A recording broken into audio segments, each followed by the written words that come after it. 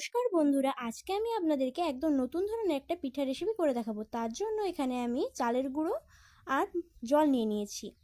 এবারে ভালো করে হাত দিয়ে মাখিয়ে স্বাদ মতো নুন দিয়ে দিলাম। তারপরে আবারও ভালো করে ব্যাটারটার সঙ্গে মিশিয়ে নেব। এবারে আধ ঘন্টার জন্য ঢাকা দিয়ে রেখে দিচ্ছি। এদিকে পাটালি গুড় 1 কাপ নিয়েছি আর 1 কাপ জল নিয়েছি।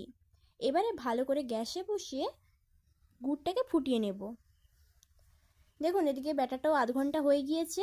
এবারে ব্যাটারের ঢাকাটা খুলে এর মধ্যে 1 প্যাকেট আমুল দুধের গুঁড়ো আর যেই বাটি মেপে চালের গুঁড়ো নিয়েছিলাম সেই বাটি মেপে 1 কাপ ময়দা আর 1 কাপ নারকেল কুড়োনো দিয়ে দিলাম।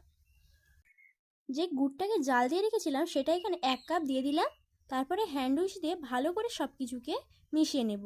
দেখুন মেশানো হয়ে গিয়েছে। এবারে কড়াইয়ের মধ্যে তেল দিয়ে দিচ্ছি। তেলটা গরম হয়ে গেলে 1 চামচ ব্যাটার নিয়ে তেলের মধ্যে ছেড়ে দিতে হবে। এবারে একটু উলট পালট করে ভেজে নিচ্ছি। একই রকমভাবে সব পিঠেগুলো তৈরি করে নেব।